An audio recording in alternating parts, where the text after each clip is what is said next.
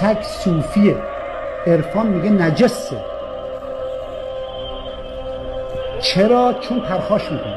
چرا؟ چون صاحبش اگه بی‌ناموس باشه طرفدار صاحبشه، اگه ظالم باشه طرفدار ظالمشه، به تو حمله میکنه.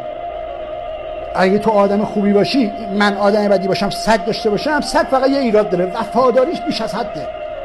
انقدر وفاداره به سوفیسمش صاحبش که به هیچ کی توجه نمیکنه. این شیطان وفادار به خدا سجده به آدم نکرد.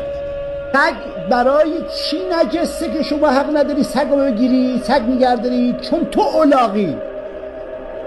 چون سگ مقامش صوفیه در حیوانات و تو وقتی سگی رو بخری یا سگی رو ببری تو خونه، اگر کوچکترین توهینی به این سگ بکنی، خار مادرت میدن رو هوا اونور. آه سگ میگیره، آه گربه نمیگیره. فرق کرد دید اصلا.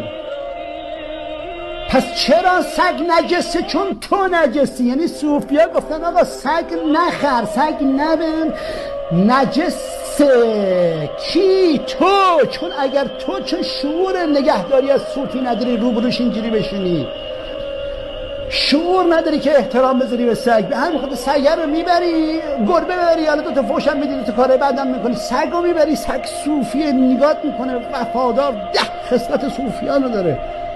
دلش که بشکنه دستشویش یه دقیقه دیر ببری میزنه خار مادر سرویس میده. پس برای این گفتن نجسی که نخرن مردم نابود شن، زندگیشون به فنا بره.